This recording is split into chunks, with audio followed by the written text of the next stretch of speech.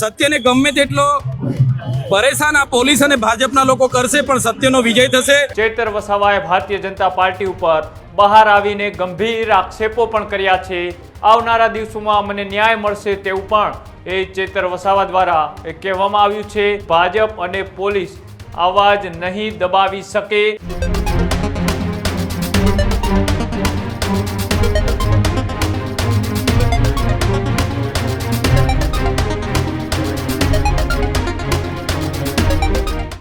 સમાચારોમાં આગળ વાત કરીએ આમ આદમી પાર્ટીના ડેડિયાપાડાના ધારાસભ્ય ચૈતર વસાવાની, જેઓ છેલ્લા 80 જેટલા દિવસોથી જેલમાં બંધ હતા અને ત્યારબાદ આજે તેમને કોર્ટ દ્વારા જામીન આપવામાં આવ્યા છે। જામીન આપતાની સાથે જ હવે ચૈતર વસાવા ફરીથી ખુલીને બહાર આવ્યા છે।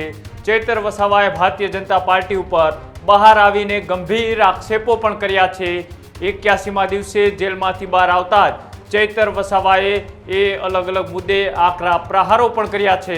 આવનારા દિવસોમાં મને ન્યાય મળશે તેવું પણ ચૈતર વસાવા દ્વારા કહેવામાં આવ્યું છે અને સાથે જ ભાજપ અને પોલીસ અવાજ નહીં દબાવી શકે તેવું પણ તેમના દ્વારા કહેવામાં આવ્યું છે। મોટી સંખ્યામાં કાર્યકર્તાઓ સાથે ચૈતર વસાવા જેલની બહાર અત્યારે શક્તિ પ્રદર્શનના ભાગરૂપે તેઓ અત્યારે અલગ અલગ વિસ્તારોની ફરી રહ્યા છે। તેમનું જે લોકો છે સ્વાગત કરી રહ્યા છે। ત્યારે ભાજપ દબાવી મને મુદ્દો ઉઠાવ્યો એટલે ભાજપે મને દબાવી તેવું પણ ચૈતર વસાવાએ કહ્યું છે કે મનરેગા યોજના હોય કે બીજા અલગ અલગ ટેટટાટના પ્રશ્નો હોય, આદિવાસીઓના પ્રશ્નો હોય, આ તમામ મુદ્દે હું બોલતો હતો અને બોલતો રહીશ તેવું પણ ચૈતર વસાવાએ કહ્યું અને મને ભારતીય જનતા પાર્ટીની અંદર લાવવા માટે દબાણ પણ કરવામાં આવતું હોવાનો ચૈતર વસાવાએ આજે ખુલાસો પણ કર્યો છે।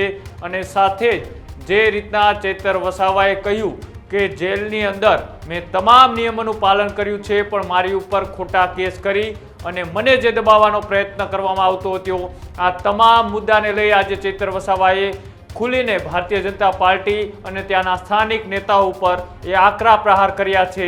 જાણીએ ચૈતર વસાવાએ તેમના નિવેદનની અંદર શું કહ્યું। આવનારા દિવસોમાં મારી સાથે ન્યાય થશે।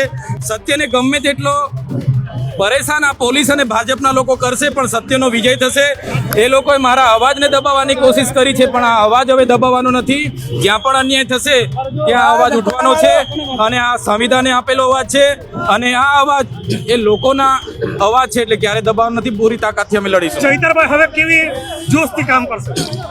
ચૈતરભાઈ ભૂતકાળમાં જે રીતે સ્કોલરશિપ બાબતે જે રીતના સડકથી લઈને સદન સુધી અમે લડ્યા છે, ટેટટાટ પાસના ઉમેદવારો હોય, ફિક્સ પગાર કર્મચારીઓ હોય, આઉટસોર્સિંગ કર્મચારીઓ હોય, ખેડૂતો હોય, મહિલાઓ હોય, આદિવાસી હોય, બધા માટે ચૈતર વસાવા અવાજ બન્યા છે।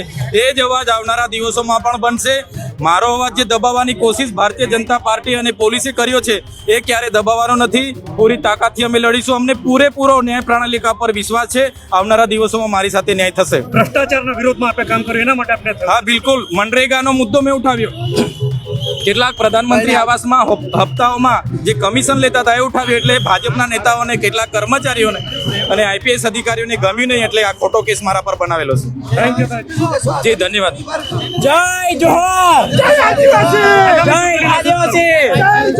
આગામી ચૂંટણીમાં જે પ્રકારે આમ આદમી પાર્ટીના રાષ્ટ્રીય નેતા અરવિંદ કેજરીવાલજી, સુદાનભાઈ ગઢવી, અમારા પ્રમુખ ગોપાલ ઇટાલિયા, સૌની આગેવાનીમાં અમે બધા સાથે રહીને પૂરા ગુજરાતમાં જે 9000 બેઠકો છે, 9000 બેઠકોમાં અમારા ઉમેદવારો મજબૂત ઉભા રહેશે।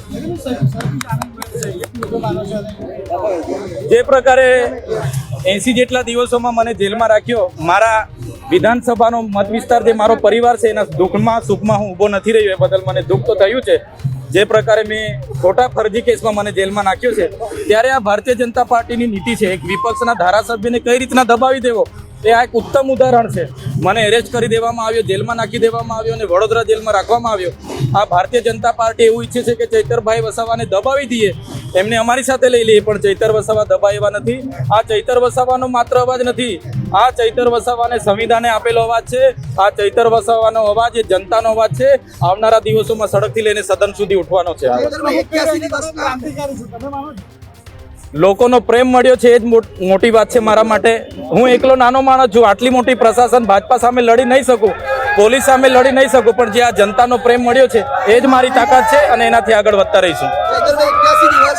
કારાવાસમાં રહ્યા જેલમાં તમે કોઈ એક પ્રસંગ કહેશો જેલમાં તમારો કોઈ અનુભવ? જેલમાં તો જેલના જે નીતિ નિયમ હોય છે 6:30 વાગે ઉઠવાનું, એનું જેલનું જમવાનું, તો જેલના જમવાના પ્રમાણે જેલની પથારી, જેલનો નીતિ નિયમ એ પ્રમાણે અમે પૂરેપૂરું પાલન જેલમાં કર્યું છે. ક્યાંય પણ મારા તરફી જેલ પ્રશાસનને તરફથી કોઈ ટકોર કરી પડે એવું ક્યારે મેં જેલના નિયમોનું પાલન કર્યું છે. જેલનું ભોજન જમ્યું છું, જેલના નીતિ નિયમો મેં પાડ્યા છે. રાજકીય કોઈ મુલાકાત તમને મળવા આવ્યા કોઈ આવ્યા? ના, અઠવાડિયામાં મારી ફેમિલી મુલાકાત થતી હતી અને અઠવાડિયામાં ફોન થતો તો એના સિવાય કોઈ રાજકીય વ્યક્તિ સાથે મારે મુલાકાત નથી થઈ.